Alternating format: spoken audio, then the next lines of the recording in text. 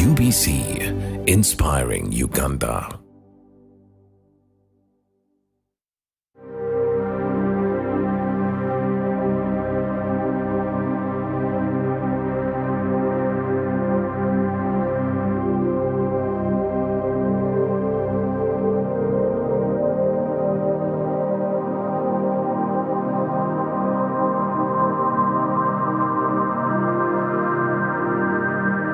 Good evening, viewers. I am Juliet Namkasa, the chairperson of Uganda Alcohol Policy Alliance. I'm delighted to be here with you to share with you this important journey that we have made as an alliance. Uganda Alcohol Policy Alliance was birthed in 2011 by passionate men and women who sought to address the alcohol problem in Uganda. The vision is a nation free from alcohol harm. And our mission is to engage individuals and civil society in policy formulation and regulation, prevent alcohol-related harm in Uganda. That is our major focus. And the reason why we are focusing on that is because Uganda is beautiful. Uganda is rich. And yet there is this alcohol that has become a menace, has become a problem.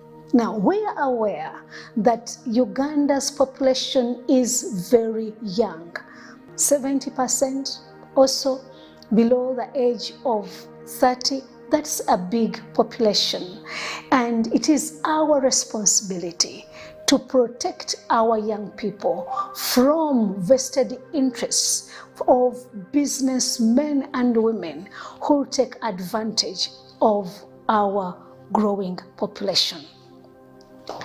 Our aim, again I repeat, is to protect our nation, our young people, from the harm that is caused by alcohol. And our major objective, or the way we hope to achieve this, is advocating for policy formulation. We want regulation of the alcohol industry. We have a number of members. We are a membership organization. We have both individuals, but also we have civil society organizations. Together right now, we are over 50, and we are grateful that we are all working on one thing: regulating the industry, or having a regulatory framework through in which the alcohol industry is operating. Just a bit about alcohol and why we feel there is need for regulation. We have those who are already regulated, and then we have a lot of unregulated alcohol, what we call illicit alcohol, and that is a big danger to our country. Right now, as we talk, we see an increasing number of young people giving themselves to alcohol. We see also women giving themselves more to alcohol, and all that has to come to control. That has to be controlled. So one of the major things that we do is to reach out to the policymakers. That is the alliance, reaching out to the policymakers. We have a lot of engagements with members of parliament, again, lobbying, creating awareness. Now, it's very, very important to know that this alcohol that we have, people look at the benefits that come with it. They are not looking at the costs. They are not looking at the problems that are arising out of alcohol. So one of the things that we do is to reach out to our parliamentarians and create awareness about this harm, but also request them or implore them to take action so that we have a regulation. I talked about engaging with our parliamentarians. We also talk to other civil society members. We do a lot of capacity building our own members so that they are able to do effective policy advocacy. And this one, for us, we are at the national level, but our members, some of them are at the grassroots. So it is our responsibility, or we have taken it upon ourselves, to ensure that we build their capacities, that when they go to the grassroots, they are able to do as much advocacy as they possibly can. And that's how we have seen that many of them right now have advocated, and we have bylaws enacted at the sub-county level. We have ordinances that have also been worked upon. And for us, we are saying that is success. The other thing that we do is to make studies and provide report about what the status of alcohol use in our nation is. We have been conducting studies, like every 2 years we conduct a study, and we give people information on the status of alcohol use. People do not know how much alcohol our nation drinks. Recently, we had World Health Organization telling us that Uganda tops Africa in the use of alcohol. Now, we have not known that we have been among the first 3 in the whole of Africa, and globally, we share a lot of harm related to alcohol. So one of the things that we do is to sensitize people, create that awareness so that they may get to know that yes, we have this alcohol which has been normalized on every function. People feel it should be there, but with it comes a lot of harm. Now, there have been challenges, but there have also been achievements. Now, achievement number 1, for us to reach a membership of 50, that is not small. There are only a few organizations that are started.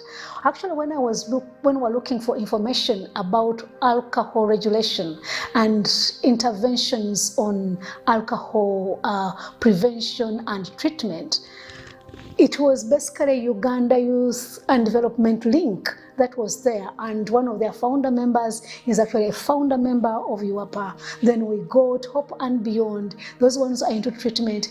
Others came onto board. There were just a few, about 10 or so, 11 members. So over time, they have been making noise, they have been crying out, they have been reaching to the policymakers, and that's how we have achieved our membership of 50. And for us, that is not small.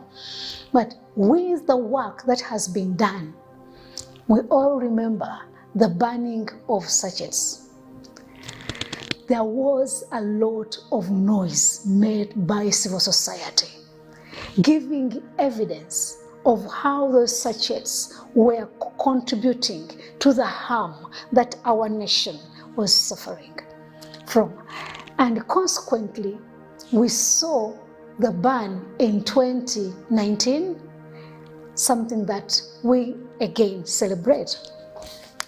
But again, we knew that that was just one aspect of the regulation.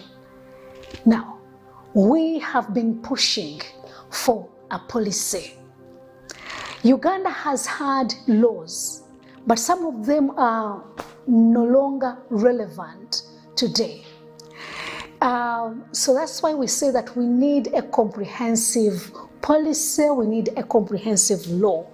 And over the years, the campaign has been on.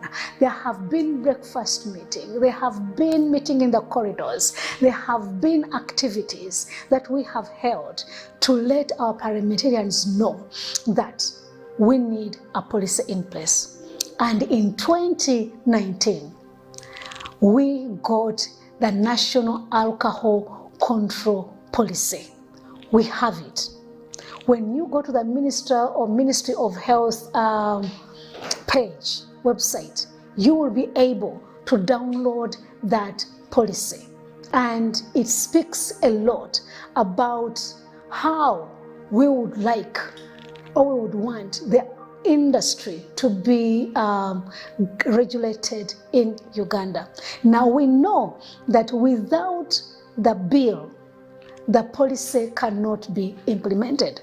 So right now, we are at the center of the bill that Honorable Sarah Opendi is going to front.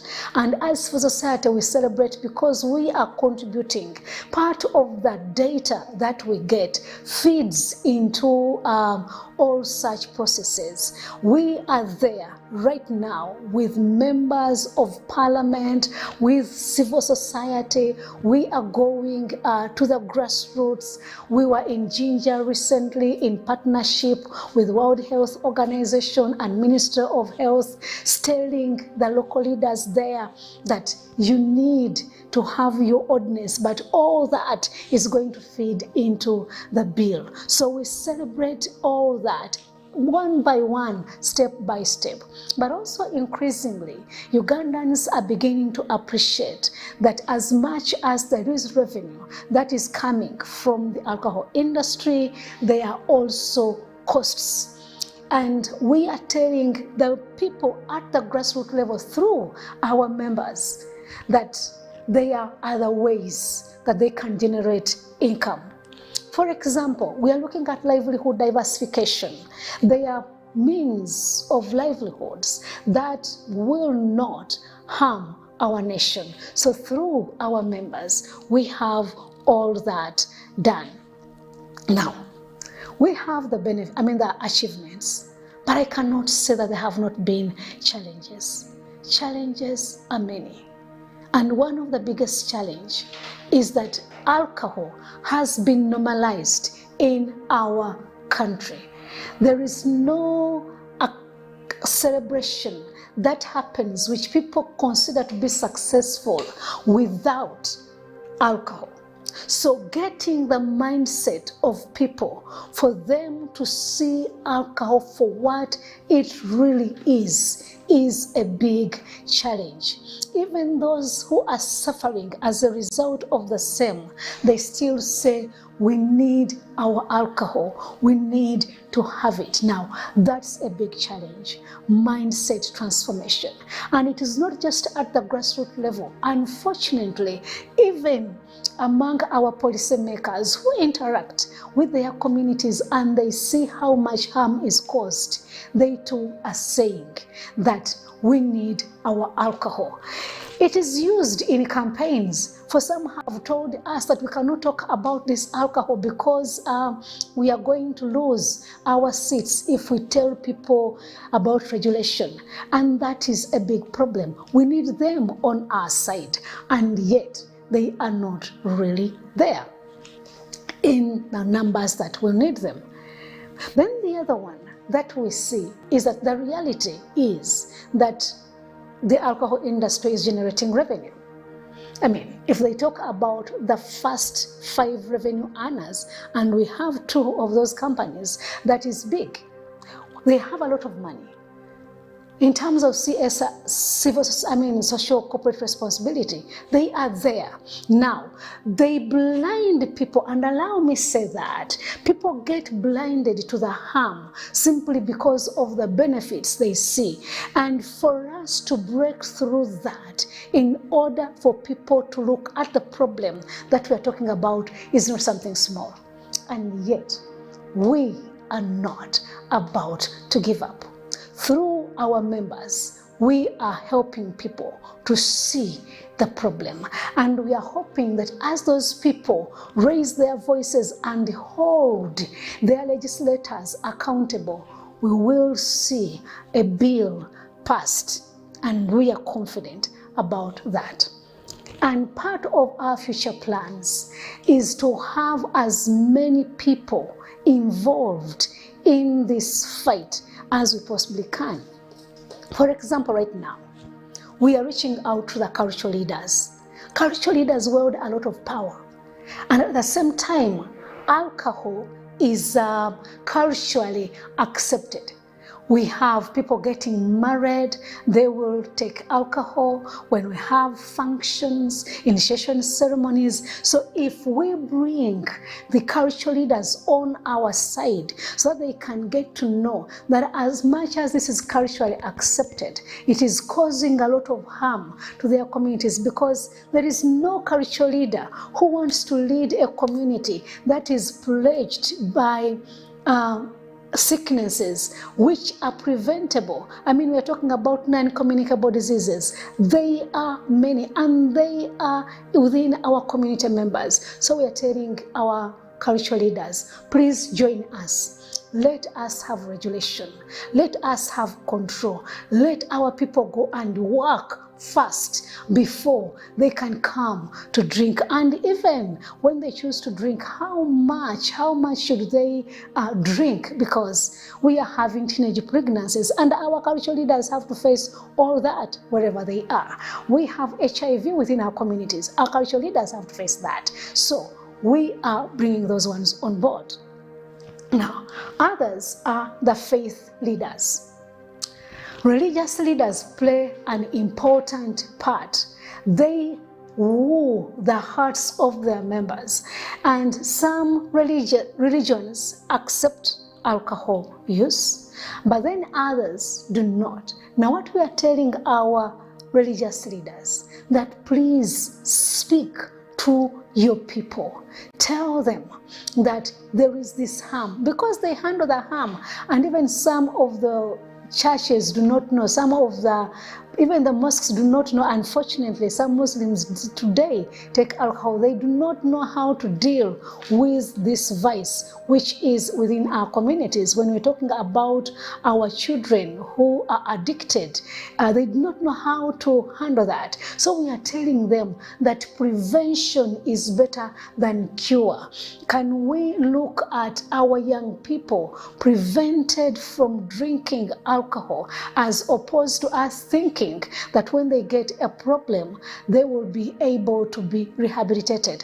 I mean, the cost of rehabilitation is really so high. So we are reaching out there. And then the other one we are doing, our future plans, is to get as many civil society organizations as possible on board. So we are looking for a multi-sectoral approach. Right now, alcohol harm has been so much addressed by Ministry of Health, but now we are telling Ministry of Education that you need to be on board, because you don't need sick children, you don't need children who are intoxicated, but also children who are coming from homes where alcohol is a problem. So Ministry of Education is being brought on board.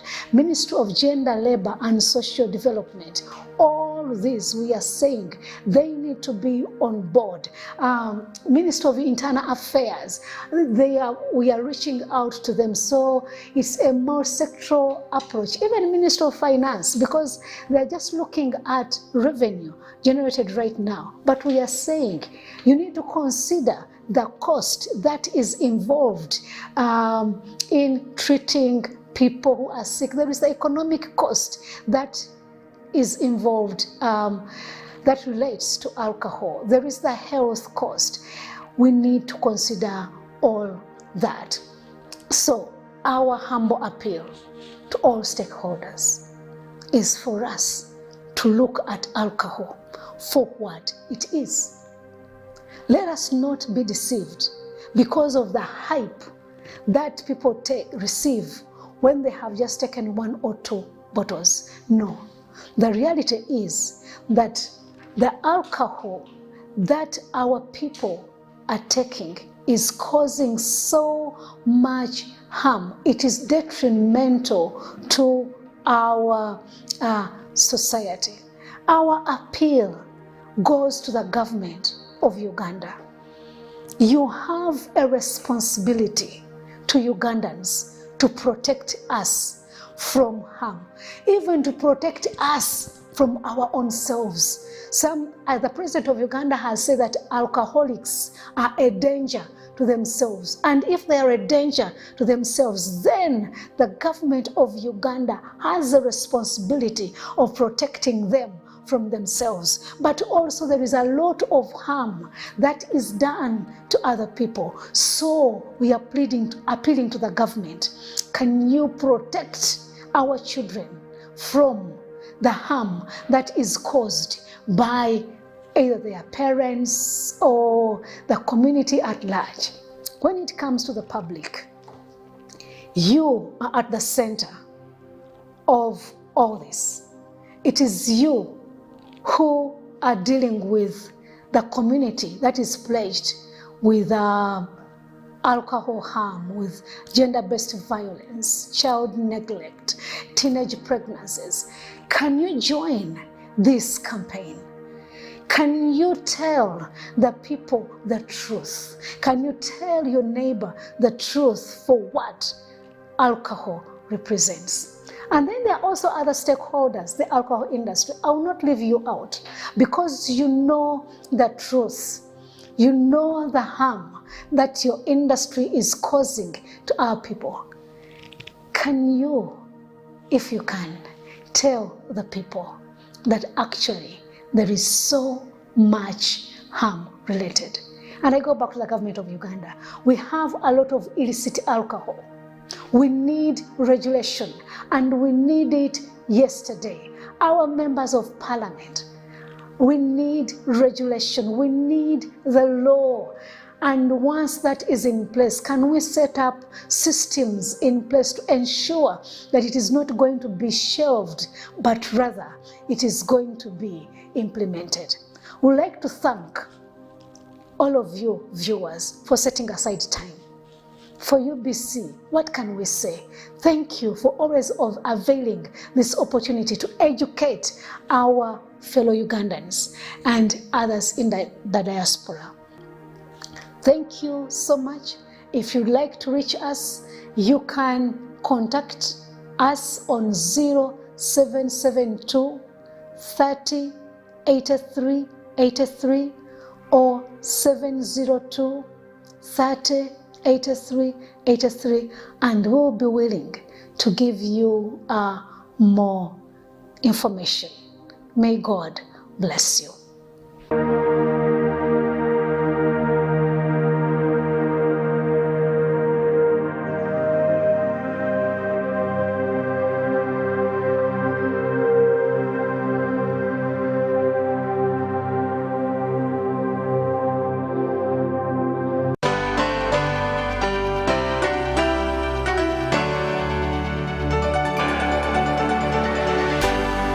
UBC, inspiring Uganda. Bigirwa Kalisa Samuel